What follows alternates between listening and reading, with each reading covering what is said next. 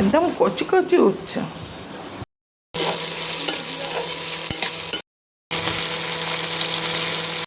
ভাবো দেখি, তোমার যদি বিয়ে না হতো কি হতো?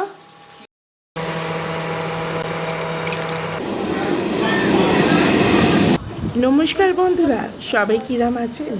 আমি মৌমিতা বলছি। আমি তো ভীষণই ভালো আছি। রোজকার মতন আজকেও ভোর ভোর উঠে পড়েছিলাম পাখির ডাকে। আজকে পাশের বাড়ির বৌদির বাড়ির গাছের করলা থেকে শুক্তো বানাবো। করলা নিয়ে সেই করলা দিয়ে শুক্তো বানাবো ভেবেছিলাম। করলা, কিন্তু গিয়ে দেখলাম না, এটা তো উচ্ছে গাছ। পোকা লেগে যাচ্ছে না দুনিয়া। ও আসলে এই জায়গায় তো হওয়ারই কথা না, হয়ে গেছে। এই দেখো কত উচ্ছে তুলেছি, এই দেখো।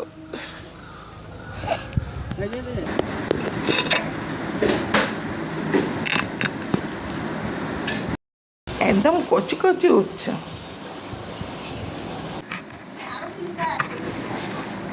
হ্যাঁ, আরো তিনটে। দাঁড়াও, ওখানে না তো। বৌদি জানালো আরো তিনটে উচ্ছে পেয়েছে। ব্যাস, চটপট বরকে পাঠিয়ে দিলাম উচ্ছে নিতে।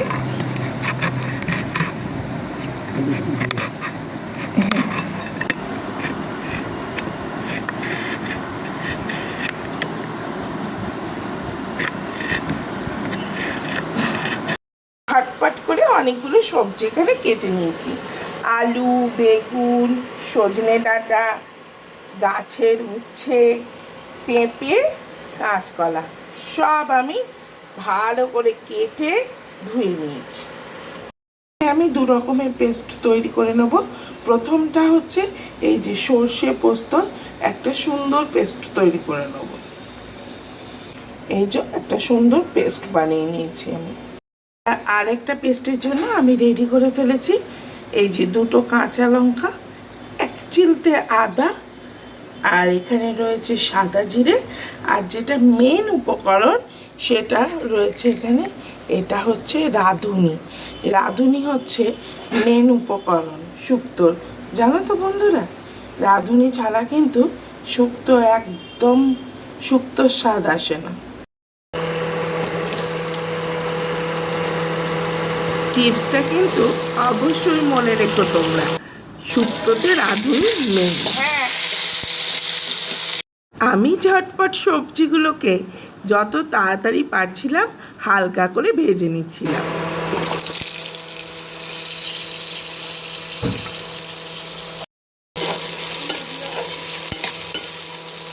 ভাবো দেখি, তোমার যদি বিয়ে না হতো কি হতো?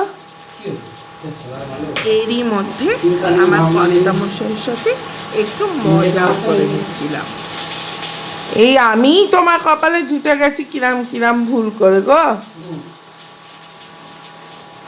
তুমি সরকারি চাকরি করো যে তোমার কপালে মেয়ে জুটতো? এখন মেয়েদের হাই ডিম্যান্ড, জানো? সরকারি চাকরি ছাড়া আর মেয়েরা বিয়ে করবে না।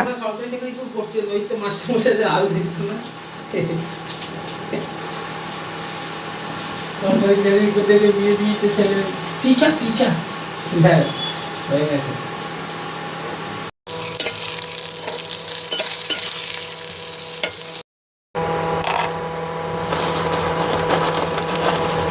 বড়িগুলো তাড়াতাড়ি ভেজে এইবারে আমি গাছের উচ্ছেগুলো তেলের মধ্যে ছেড়ে দিলাম।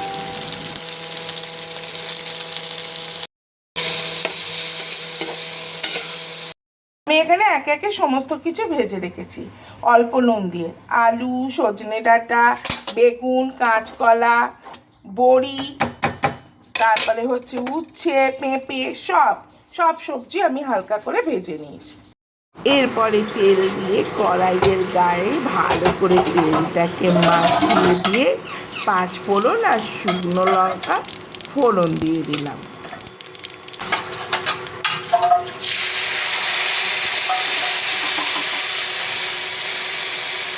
এই রাঁধুনি, আদা, জিরে, এই বাটাটা দিয়ে দিলাম।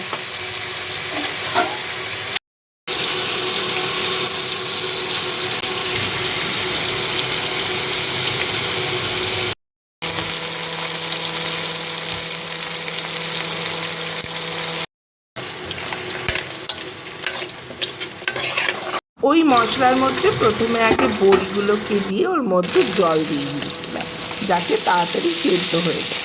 আর এদিকে মোরলা মাছগুলো ঝটপট করে ভেজে নিচ্ছিলাম।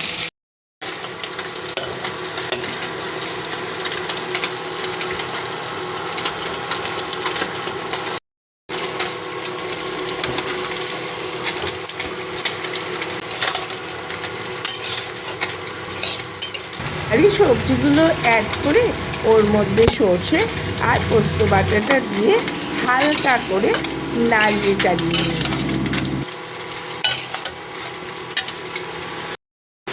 এরপরে দিলাম একটু দুধ ঢেলে, ব্যাস আর কি, এবার একটু নাড়িয়ে চালিয়ে ঘি দিলেই রেডি হয়ে যাবে শুক্তো।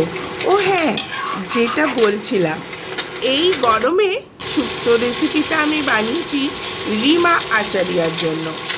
ও একজন ভীষণ অ্যাক্টিভ ফলোয়ার, প্রত্যেকটা ভিডিও ও আমার মন দিয়ে দেখে। তোমরা অবশ্যই ওর বন্ধু হয়ে যাও। আর এরকম যদি কোনো রেসিপি দেখতে ইচ্ছা হয় অবশ্যই আমাকে জানিও, আমি চেষ্টা করব তোমাদের জন্য সেই রেসিপিটা বানানোর। আর এরই মধ্যে আমি তেলের মধ্যে কালো জিরে, কাঁচা লঙ্কা আর টমেটো দিয়ে দিলাম ঝটপট। ভীষণ তাড়া জানো, আবার ছেলেকে আনতে যেতে হবে, 9টার মধ্যে রান্না শেষ করতেই হবে। এর জন্য আমি আগে থেকেই সর্ষে, কাঁচা লঙ্কা, নুন, মিষ্টি আর 2 কোয়া রসুন দিয়ে একটা পেস্ট বানিয়ে রেখেছিলাম, সেই পেস্টটাই দিয়ে দিলাম। এবারে ধনে পাতা অ্যাড করে দিলাম। ব্যাস, ঝোলটা তো ফুটে উঠেছে, এবারে মাছগুলোকে দিয়ে দেব। ব্যাস, আর কি, একটু মাছটাকে নাড়িয়ে চালিয়েই রেডি হয়ে যাবে আমার মোরলা মাছের ঝাল। ফাইনালি আমার রেডি হয়ে গেছে সর্ষে বাটা, ধনে পাতা, টমেটো কুচি দিয়ে মাখা মাখা সাদা মোরলার ঝাল। বাবু ট্রেন এসে গেছে, এবারে আমি চটজলদি ছেলেকে আনতে ছুটলুম। আজকের মতন ব্লগটা এই অবধি, আবার দেখা হচ্ছে নেক্সট কোনো ব্লগে। এদিকে শশাওয়ালা শশা বেচছে, ছাল ছাড়িয়ে নুন।